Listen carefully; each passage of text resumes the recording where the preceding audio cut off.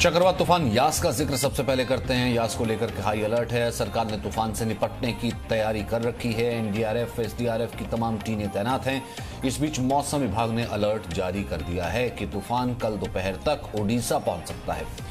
तूफान अभी पारादीप 320 किलोमीटर दूर है। हवा की रफ्तार 185 किलोमीटर प्रति घंटा के हिसाब से है। इधर सेना, एनडीआरएफ के जवानों ने मोर्चा संभाल लिया है। अब तक 10 लाख लोगों को सुरक्षित स्थानों पर पहुंचा दिया गया है। यास तूफान कल दोपहर तक पहुंच सकता है।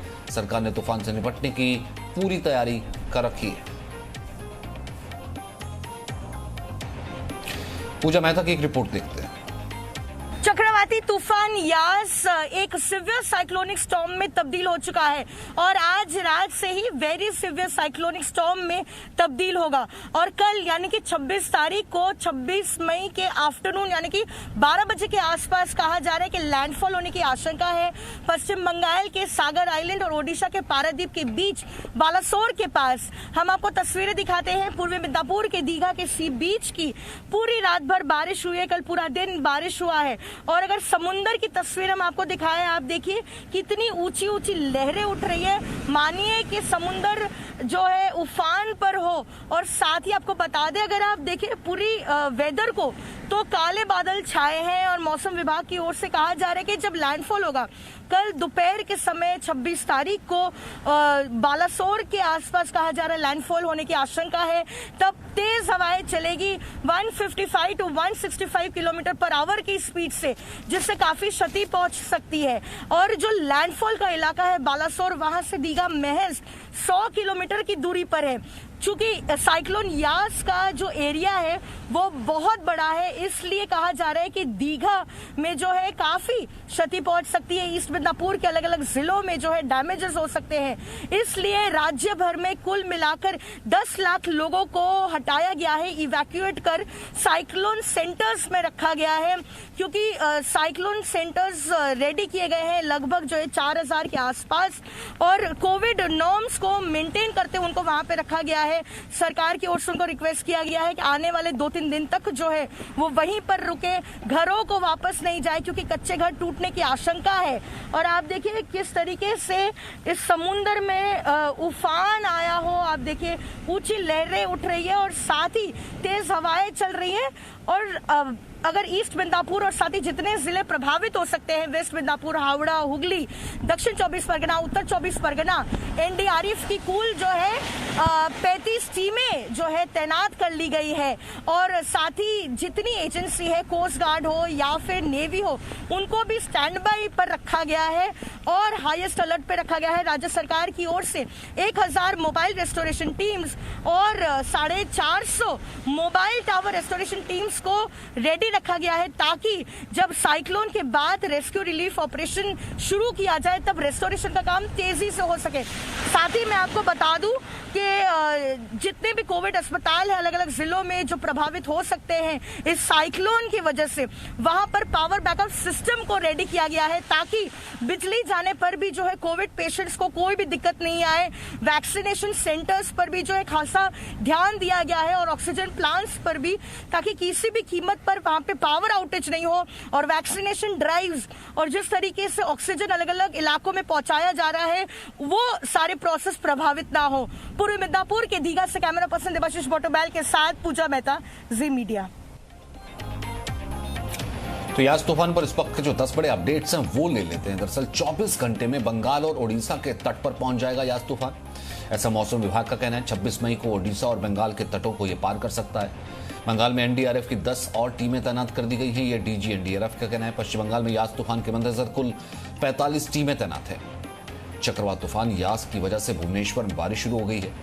फिलहाल यास तूफान पारादीप से 320 किलोमीटर दूर है।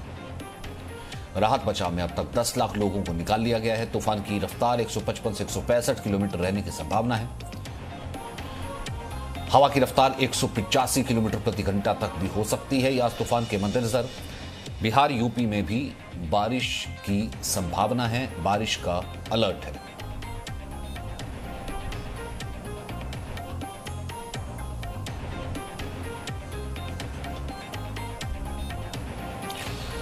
मनीष शुक्ला इस वक्त हमारे साथ मौजूद हैं, साथ ही साथ इस वक्त पूजा मेहता भी मौजूद हैं जो कि ग्राउंड पर मौजूद हैं। सबसे पहले मनीष, आपसे जानना चाहेंगे कि अभी ताउते गुजरा, उससे पहले अम्फान आया था जो पश्चिम बंगाल, उड़ीसा और इस तरफ गया था।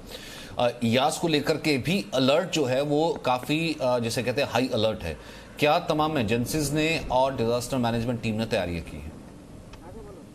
देखिए सचिन, सबसे पहले मैं आपको इस वक्त बताऊं कि झारखंड और बिहार को अलर्ट पर रखा गया है मौसम विभाग की तरफ से, क्योंकि जिस स्पीड से हवाएं चल रही हैं ये माना जा रहा है कि उसका असर बिहार तक हो सकता है। ये एक लेटेस्ट अपडेट है।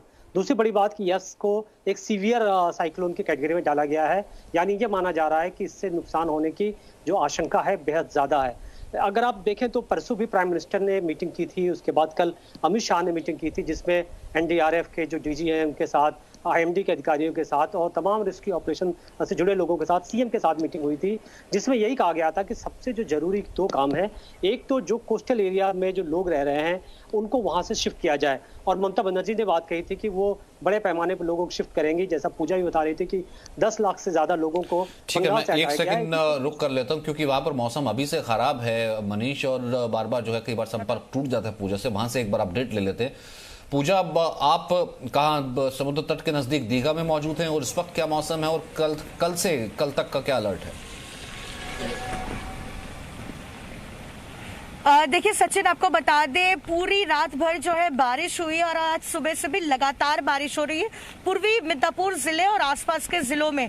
मैं बिल्कुल तटवर्ती इलाके में हूँ, मैं आपको दिखा रही हूँ समुन्द्र में कितनी ऊंची ऊंची लहरें उठ रही है और यहाँ पर आप देखिए कैसे उफान पर है समुन्द्र। लेकिन जो सबसे बड़ी चैलेंज राज्य सरकार के लिए है वो ये है कि तटवर्ती इलाके में जो गाँव है वहां से जब लोगों को इवैक्यूएट करने की कोशिश की जा रही है, कोई साइक्लोन सेंटर नहीं चाहता है। मैं आपको दिखाती हूं बाई।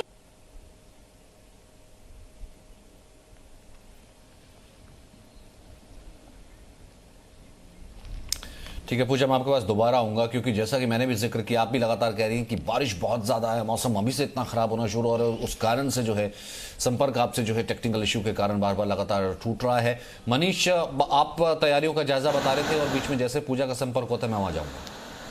बिल्कुल, तो हम आपसे कह रहे थे कि लोगों को वहां से हटाया जाना एक बड़ा चैलेंज है।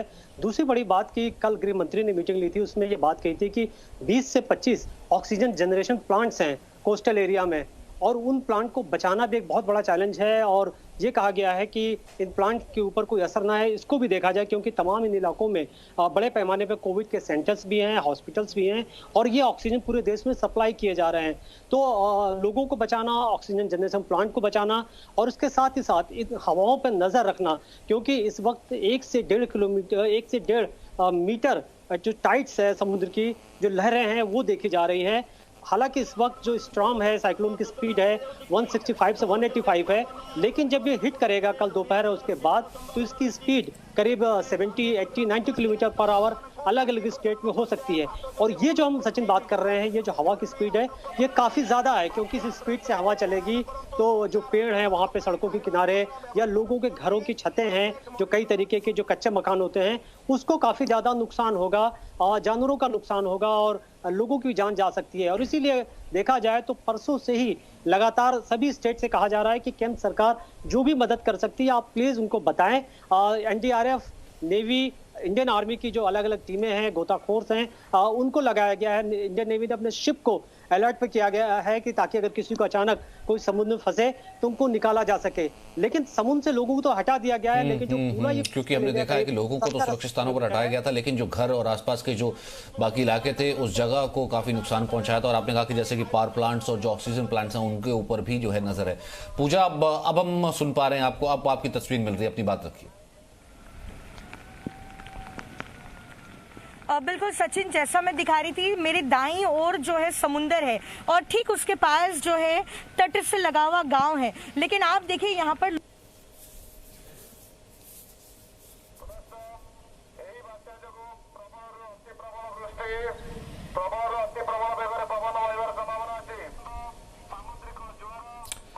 पूजा नहीं आपसे जो है संपर्क हो पा रहा है। कोशिश हम फिर भी लगातार करते रहेंगे ताकि उस जगह की जो इन्फॉर्मेशन है वो तमाम जगहों से पहुंचाई जा सके।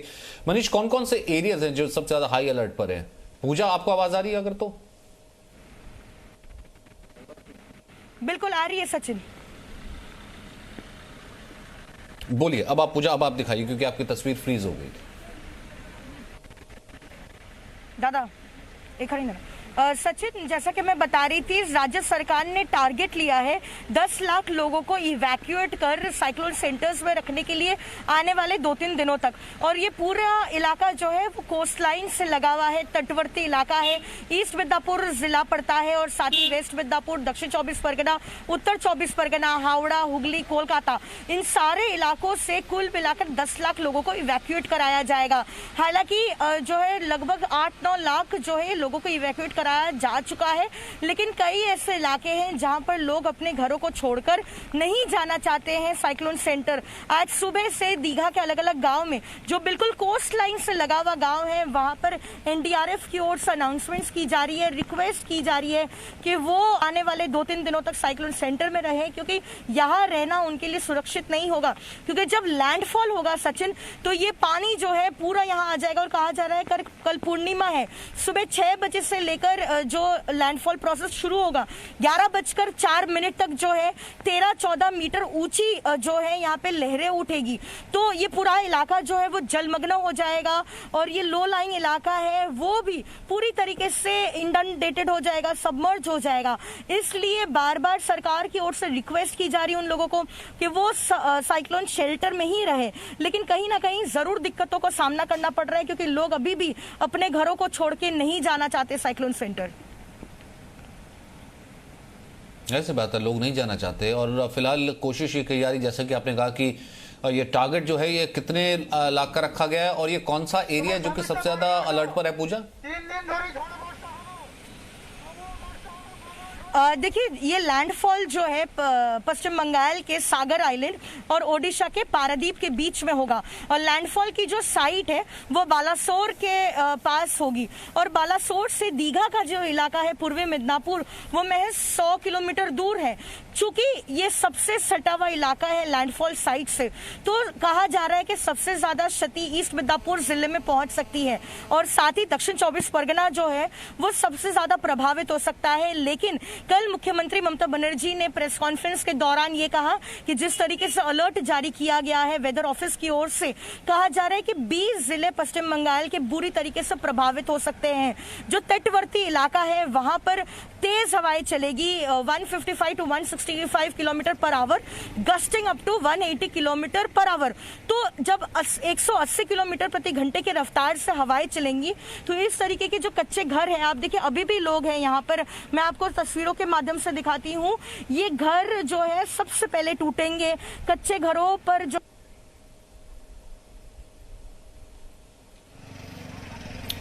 ठीक है पूजा, आप भी ख्याल रखिएगा क्योंकि आप भी जिस एरिया में है वहां पर काफी ज्यादा जो है मौसम खराब होने वाला है। आने वाले वक्त में आप वहां से रिपोर्ट कर रही हैं।